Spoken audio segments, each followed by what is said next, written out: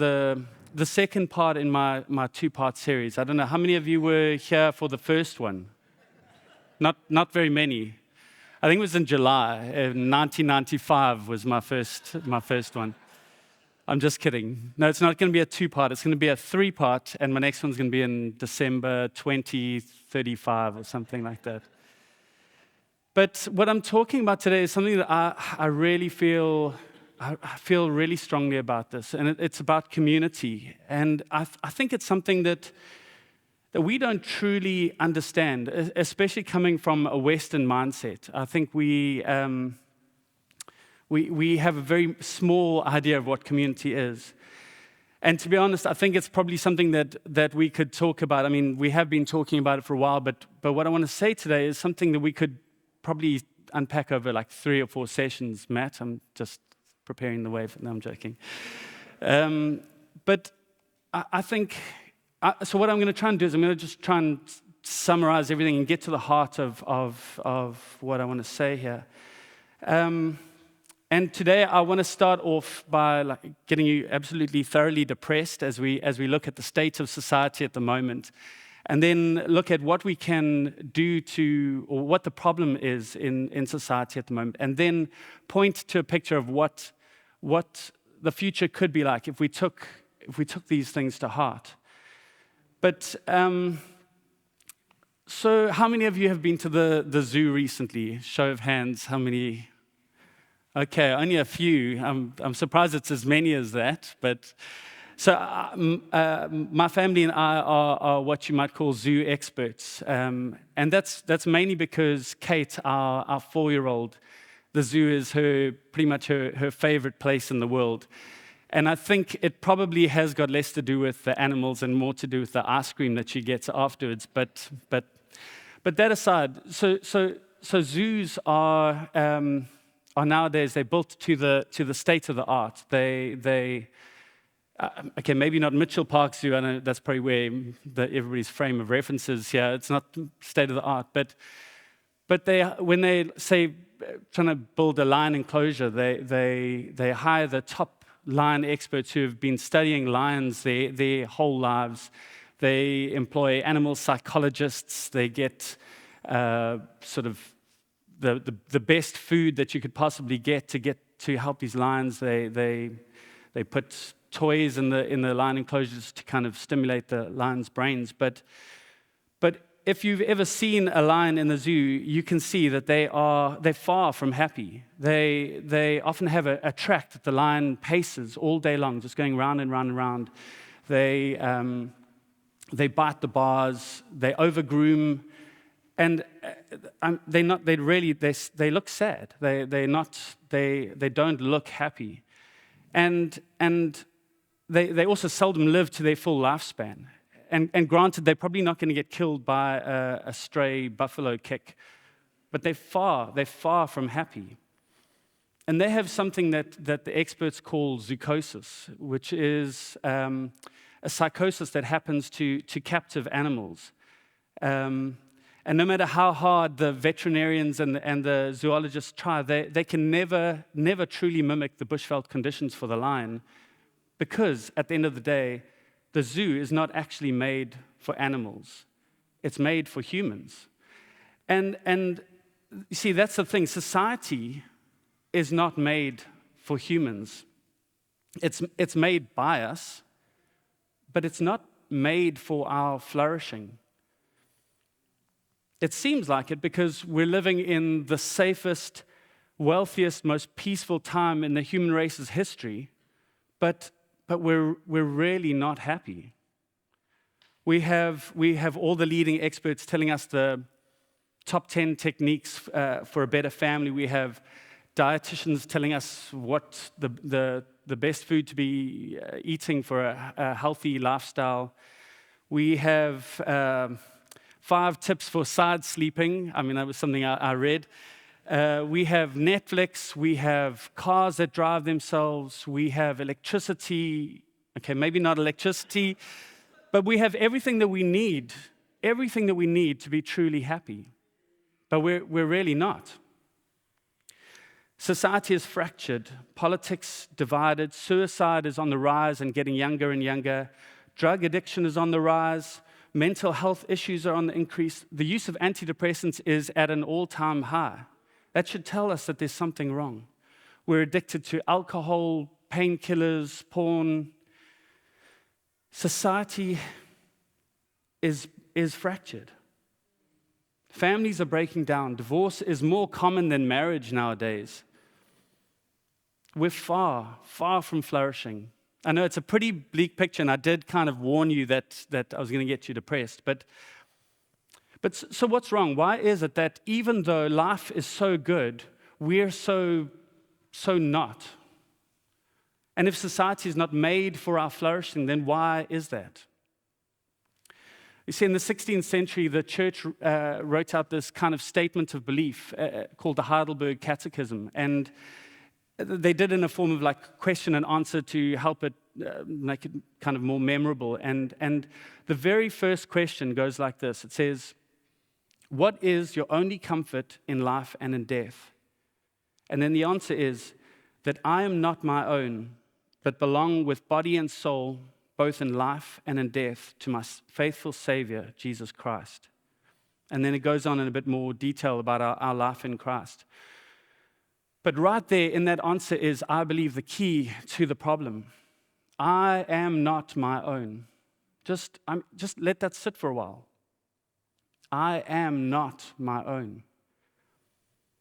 You see, that runs contrary to society. The world doesn't believe that. The fabric of society, mainly Western society, doesn't believe that. It's written into the laws of society that I am my own. We're fiercely independent. We uphold freedom above all things. And that describes Western society today. No one has the right to tell me how to live my life. Not the government, not my friends, not my pastor, not my employer, not even my parents, not even my spouse has the right to tell me how to live my life. And we wonder why marriages are breaking down these days. I am not my own. Let's start with marriage for a second, because we sort of have a framework for this idea in marriage.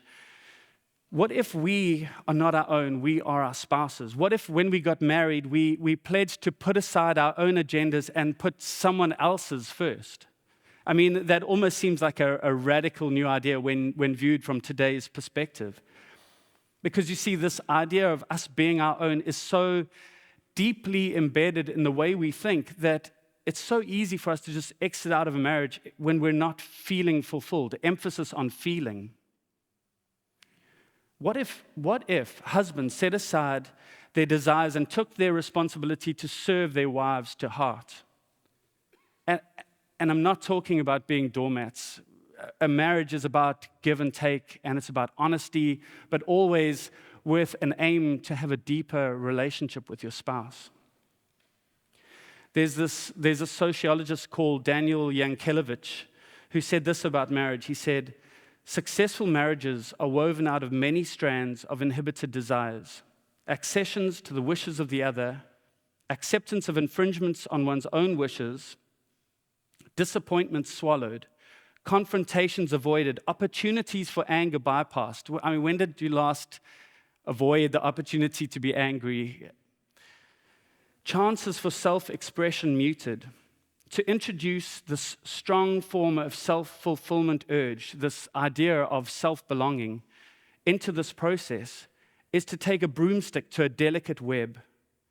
And often all that is left is the sticky stuff that adheres to the broom. The structure of the web is destroyed. It's quite a vivid picture of the breakdown in marriages. And be honest, don't you have a list in the back of your head of all the ways that your spouse is not sort of meeting your needs? I mean, I do, but I'm not going to look at Michelle right now. We all do, and I mean, I think it's something that, I mean, and maybe it's also even less on the back of your head and more on your tongue in everyday conversation. But But that's because we're living lives with the motto, I am my own. Paul said, husbands, love your wives the way Jesus loved the church. He gave himself up for her.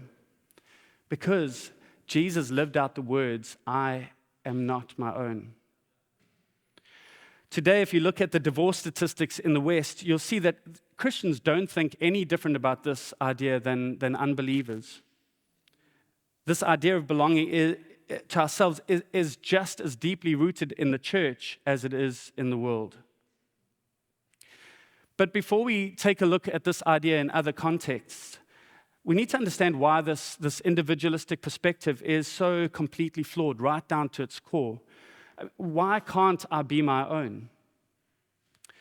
Well, you see, if I am my own and no one can tell me what to do, no one has the right to impose their values on me, no one has the right to judge me or my actions. I mean, doesn't this sound familiar? Doesn't this sound like every person you hear about on social media these days? Everything in the world tells us that we are adrift in a sea of stars, atomized individuals. We are the captains of our own souls. But if I am free from other people's imposed values, then I'm free to decide for myself what is right and wrong. I'm free to discover the meaning of my own life. But I'm also burdened with the responsibility of that. If I am my own, if I belong to myself, my moral horizons can't be given. They can only be chosen. And the thing is, that might suit us when we're fudging our taxes, but it doesn't suit us when our neighbor parks his car on our verge or plays his music till 3 a.m. in the morning because he is his own. We're told to be true to ourselves, to do what feels right to us, to discover our identity, to figure out who we are. I mean, that's pretty much the theme of every movie and story that you see these days. In ancient times and even in other cultures, the search for self-discovery apart from God and our community would not have made any sense. In these societies, their identity was always wrapped up in others. In the West, we don't even have a framework for that. We don't understand this. In the West, we want to be able to define our identity on our own. But because we have this deeper need to be seen, we need others to recognize and affirm our identity as we see it in the moment. And in order to get people to see me, we need to express ourselves constantly. I mean, just think that's Instagram, TikTok, YouTube, Facebook. The more people who witness and affirm my identity, the more secure I feel. As Alan Noble puts it, he's a writer, he says, modern life feels like a whole bunch of people in the same room, shouting their own names so that everyone knows they exist and who they are. And unfortunately, that just puts us all in competition with each other. Because we don't understand that we are not our own, we desperately search for our identity within ourselves. We hopelessly search for a morality that makes sense within this self-constructed framework. In a sense, we're trying to pull ourselves up by our bootstraps, and that's just plain impossible. So society, in order to prevent chaos from breaking out all around us as we selfishly assert our rights, society imposes a morality on us that works towards the greater good by reducing measurable harm. And that's something that's called utilitarianism, and it's pretty much what guides the systems of the world today, and it's so completely flawed, but we don't see that. And because there's no giver of morality from outside of ourselves, there's no God, there's no good or evil, the only way left to justify, and the only way that governments can really, or society can justify and impose a morality on us is to look at numbers and statistics. The power of data rescues people from moral aimlessness. And a perfect example of this is what companies will openly admit guides their decisions. They allow staff to have breaks and holidays and maternity leave, not because it's the right thing to do, but because the research shows that it makes their staff more productive. Kindness, respect, and love are just ways to maximize efficiency. And the question then becomes, what if the research found a different result? Would we lose our breaks, our holidays, our maternity leave? And that's the thing, morality becomes as changeable. I really wanted to use an underwear joke right here, but it didn't feel right. Morality becomes as changeable as the next round of statistics, and also how we interpret those statistics. So we justify the legalization of prostitution because of the reduced risk of violence against sex workers and the reduction in the risk of HIV. We justify abortion because of the lower risk of death by legal abortion, or that it's 7 times more dangerous for a mom to have a baby than an abortion. Honestly, that was one of the things that I read as a justification for why abortion should be legalized, because it's more dangerous to have babies than abortions. We use the same justification everywhere. I don't rest because God said to keep the Sabbath. I don't read to my kids because I want to spend time with them and because I love them. I rest because it makes me more productive. I spend time with my kids. I read to them because it'll increase their vocabulary and their lifetime earnings. I go for a run because it's going to help the score on my app. It's all statistics and productivity.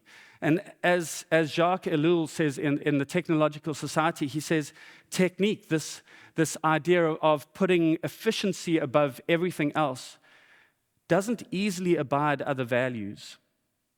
Efficiency comes to push out other considerations, or at least subjugate them.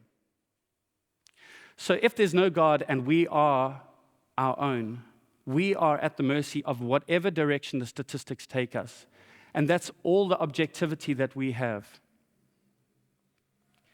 David Foster Wallace, when he was speaking to a graduating class, he warned of living life in unconsciousness, what he called our default settings, or the rat race.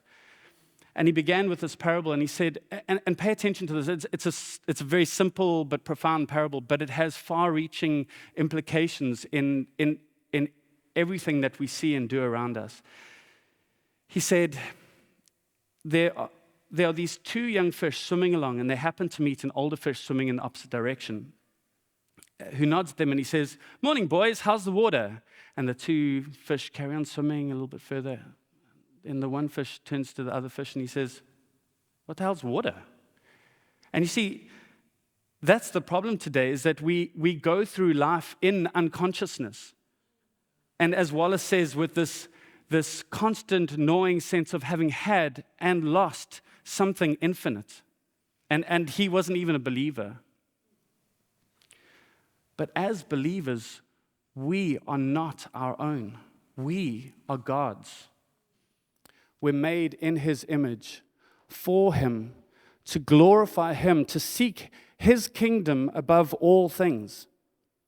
We're not our own. We're called to love Him, to seek His face. We're called to be His disciples, to deny ourselves, to take up our crosses daily and follow Him. We are God's first and foremost. We're not our own. And we need to realize this and start living like it's the truth, because this is where everything else starts. This is the foundation. But we also can't stop there, because it's also the springboard to everything else. We are not our own. And there's 3 areas that this affects.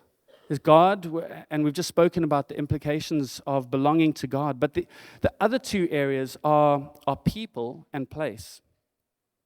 And here's where it gets quite tricky.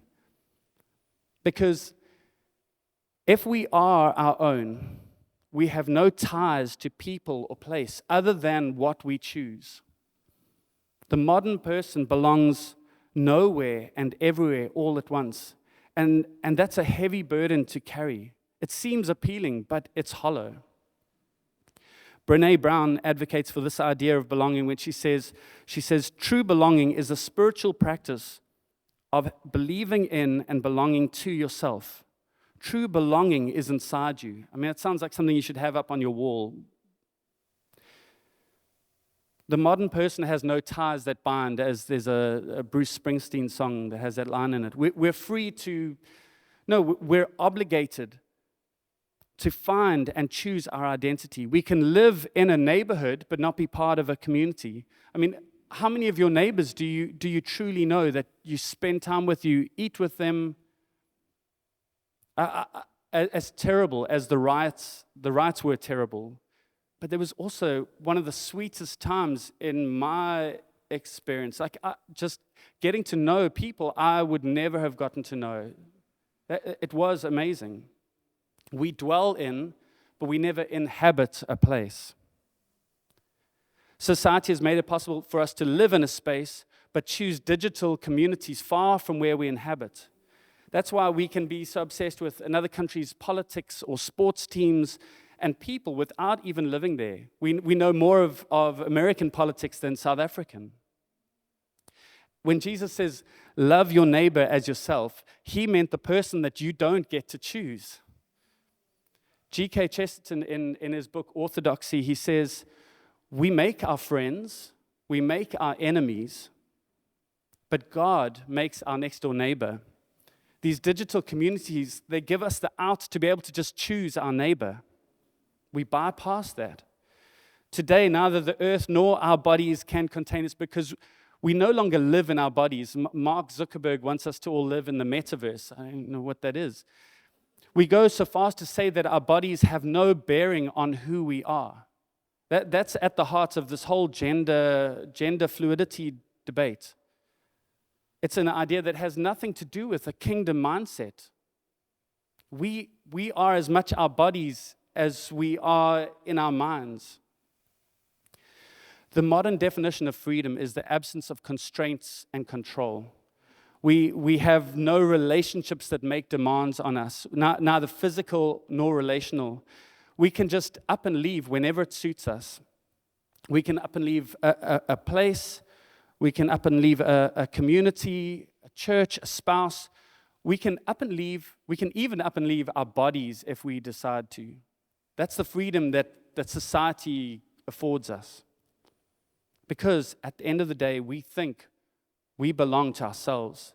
And all the while, society fights for our rights to self-belong as we endlessly pace around in our lion enclosures. And I can hear your argument, and fair enough, what's wrong with travel or moving to another city or church? Why can't I have a group online that shares my interests? And the truth is, there's absolutely nothing wrong with any of those things. Absolutely nothing wrong. But as long as they're not taking the place of true belonging, as long as they're not giving us an excuse to not go deeper in our relationships around us, or giving us an excuse to not face something that we really need to face. True belonging is pushing past our fears, our insecurities, our niceties, our politeness, our anger, our resentments, and holding each other to a standard of love that's fierce, that embraces when we would rather run away or lash out.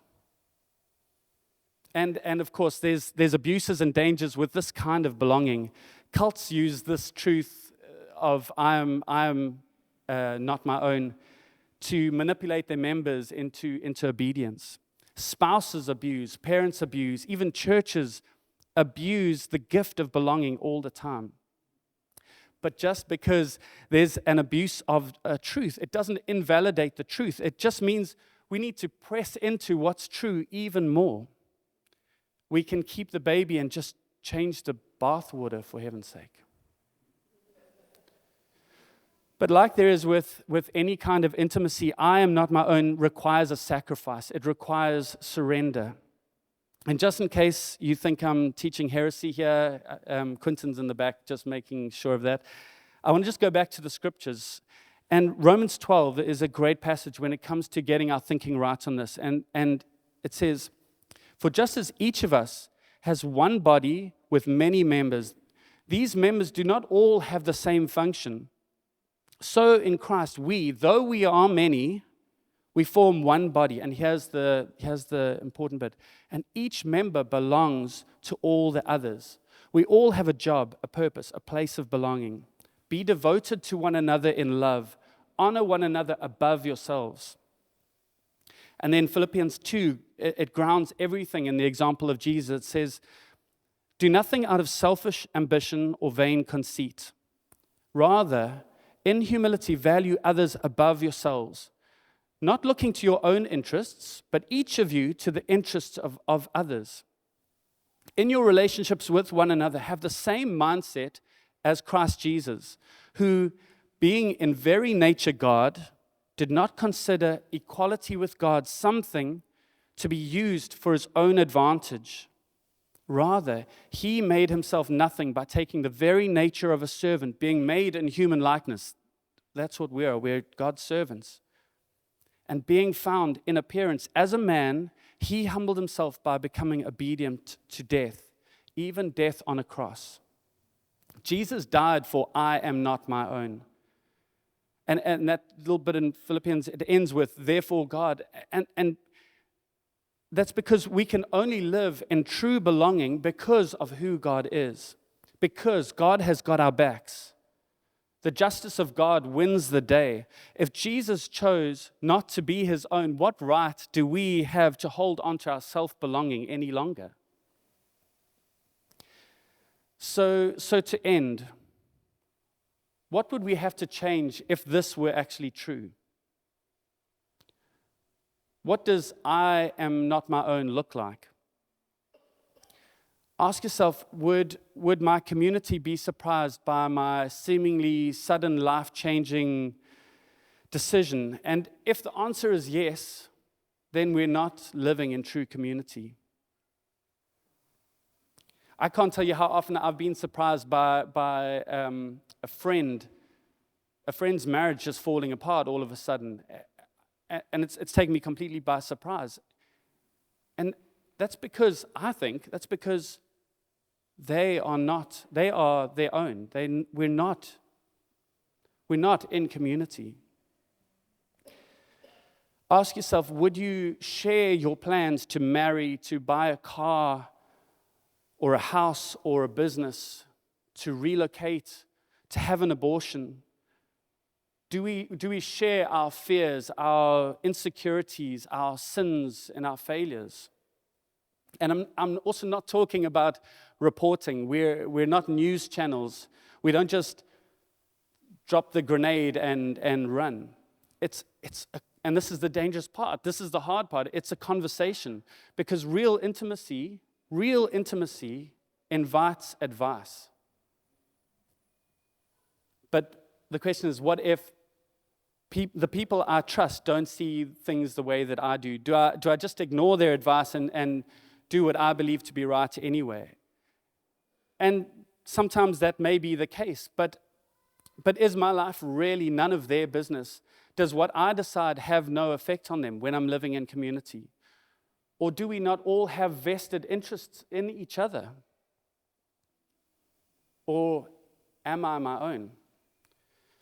Parenting is another great example of this. Parents are the absolute touchiest people on the planet. Give a parent advice at your peril.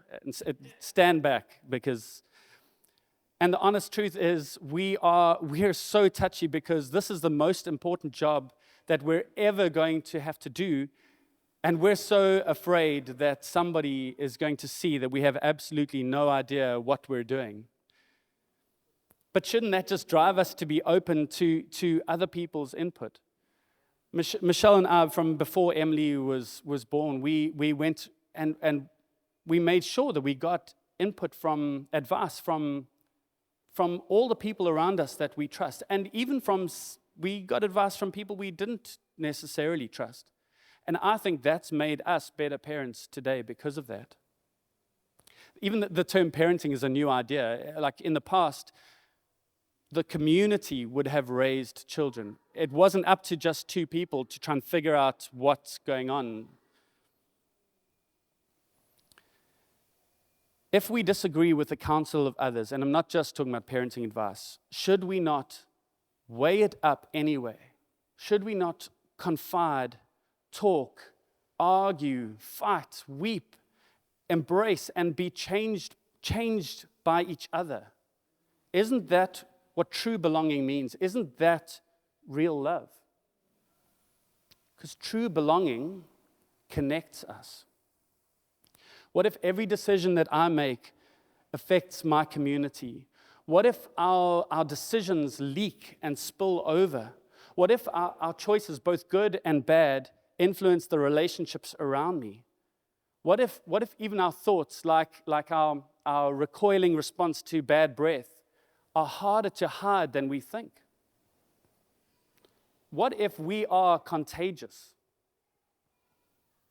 What if my unchecked fear spills over into my colleagues? What if my infidelity tips the scales and causes my friend to leave their spouse? What if my cheating on my taxes gives an unspoken permission to my neighbor to commit fraud? What if my road rage is the catalyst to another driver's anger bubbling over into violence at home?